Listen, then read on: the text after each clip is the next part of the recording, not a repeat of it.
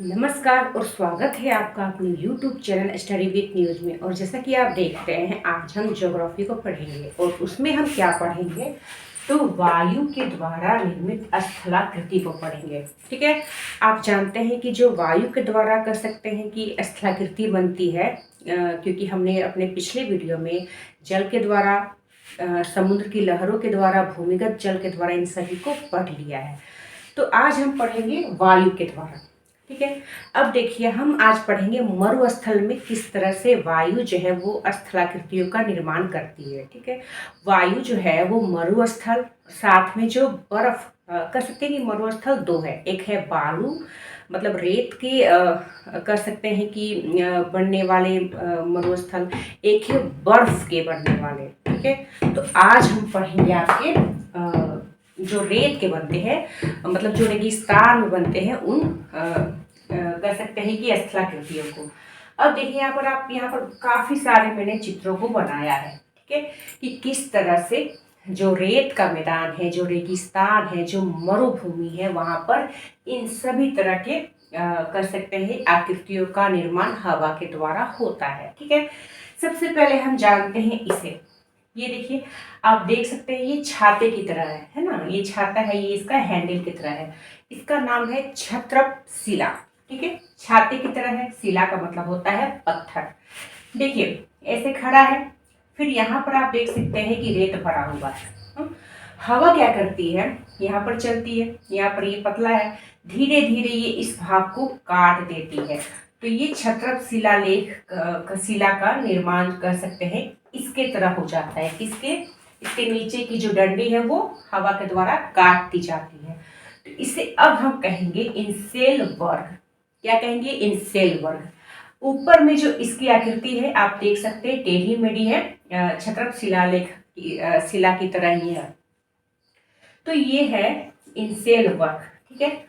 इसके बाद हवा क्या करती है, इसकी ये जो टेढ़ा मेढ़ा जो है उसे हवा काट कर चिकना कर देती है। ठीक है, एकदम। इसे हम कहेंगे ज्यून गेन। क्या कहेंगे? ज्यू गेन। ठीक है। ये आपका ऊपर का जो भाग है वो एकदम बराबर हो जाता है। ठीक है। अब हवा क्या करती है कि इसे ही चारों तरफ से, कैसे? चारों तरफ से काटती है। ठीक है। आकार में भी, अब ये डाइकांटर इसे कहेंगे, आकार में भी ये छोटा हो जाता है। ठीक है। चारों तरफ से काटा जाता है हवा के द्वारा।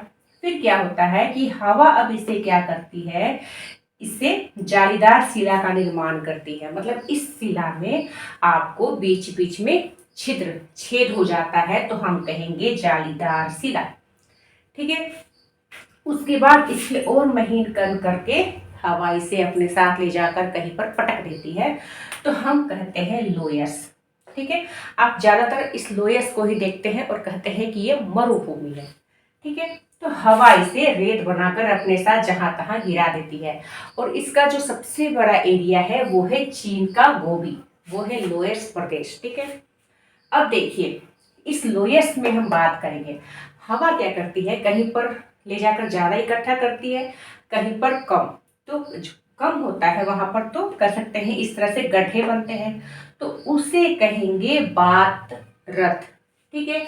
और जो इस तरह से स्तूप की तरह बनता है, टीले की तरह बनता है, ठीक है, जो बौद्ध धर्म का आपने स्तूप देखा है उसकी तरह, उल्टे कटोरे की तरह बनता है, तो हम कहेंगे बालू का स्तूप। ऊपर उठे भाग को, जो धसा भाग रहता है, गड्ढा रहता है, वो कहता है बात रथ। ठीक है। अब देखिए, आपने एक चीज और देखा होगा कि ये अकेला है। ठीक है। ये अकेला है इस तरह से, क्योंकि हवा क्या है ना, वो मुलायम चट्टान को काटती है, कठोर वाले भाग को छोड़ देती है। तो मरुभूमि में आप इस तरह से चट्टान को देखेंगे तो आप उसे कहेंगे भूस्तंभ। ठीक है। ये यहाँ का जो एरिया है मुलायम था, तो हवा ने उसे काट दिया, इन्हें छोड़ दिया, क्योंकि ये कठोर चट्टान थे।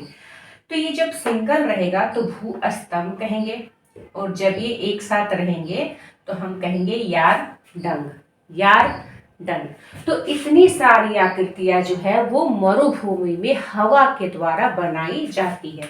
छत्रप शिला, इंसेल वर्ग, जुगेन, डाइकांटर, जालीदार शिला, लोयस। लोयस में दो तरह के वातरत, जो अंदर धसा हो, गड़ा हो। जो स्तूप की तरह है वो है बालू स्तूप, ठीक है। जब शिला की तरह दिखे उसे कहेंगे भू स्तंभ, जो अकेला रहे, जो कई सारे लाइन में रहे, ठीक है, लाइन में जो रहे, कतार में रहे, या डन, ठीक है। तो इतनी सारी एक्टिविटी को आप लोगों ने आई होप समझ लिया होगा। नेक्स्ट वीडियो में हम बर्फ के मैदान में चलेंगे, वहां पर किस तरह से वायु आकृति को बनाती है उसे हम पढ़ेंगे। तब तक के लिए धन्यवाद।